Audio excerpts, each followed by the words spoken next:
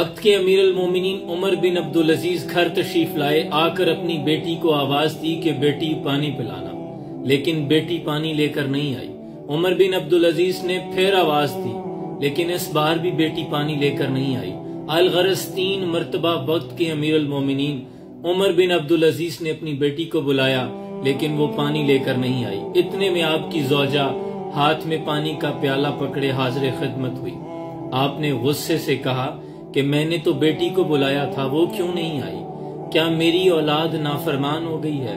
اس پر آپ کی زوجہ کی آنکھوں میں آنسو آ گئے اور کہنے لگی کہ دراصل آپ کی بیٹی کا کرتا پھٹا ہوا ہے، اس کے پاس پہننے کے لیے کوئی دوسرا کپڑا موجود نہیں اور اس کے جسم کا کوئی حصہ نمایاں ہو رہا تھا، اس لیے بے پردگی کے ڈر کی وجہ سے امیر المومنین وہ اندر بیٹھی اپنے کرتے کو سلائی کر رہی ہے، آپ کے سامنے نہیں آئی۔ بیٹیاں سب کو پیاری ہوتی ہیں، جب سے آپ امیر المومنین بنے ہیں ہمارے گھر میں فاقے ہی تو ہیں، غربت نے ڈیرے جمائے ہوئے ہیں۔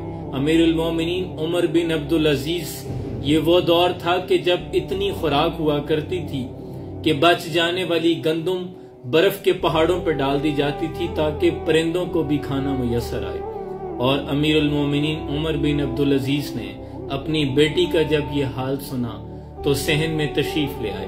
آپ کی آنکھوں میں آنسو تھے اور ہاتھ اٹھا کر آسمان کی طرف دیکھ کر عرض کرتے ہیں، اے اللہ میں تیرا شکر ادا کرتا ہوں کہ عمر کے گھر میں حکومت تو آئی لیکن دولت نہیں آئی۔ اللہ تیرا شکر ادا کرتا ہوں کہ میرے گھر میں حرام کی دولت نہیں آئی، تو نے مجھے حکومت تو بخشی لیکن مجھے اتنی وافر دولت نہ دی، میں تیرا شکر ادا کرتا ہوں۔ یہی امیر المومنین ہیں کہ ایک روز گھر تشریف لائے تو بیٹیوں نے منہ پر کپڑا رکھ کر بات کی۔ امیر المومنین نے اپنی زوجہ سے پوچھا کہ کیا ماجرا ہے، میری بیٹیاں مجھ سے پردہ کیوں کر رہی ہیں؟ تو اس پر زوجہ نے فرمایا، امیر المومنین آج انہوں نے پیاز سے روٹی کھائی ہے اور آپ کو پیاز کی بدبو سے کوئی تکلیف نہ اٹھانی پڑے، آپ کے ادب میں انہوں نے منہ پر کپڑا رکھا ہوا ہے۔ یہ تھے ہمارے حکمران، اے دکھا دے تصور منظر وہ صبح و شام، تو دوڑ پیچھے کی طرف ہے گردش ایام، تو یہی چراغ جلیں گے تو روشنی ہوگی۔ سلام۔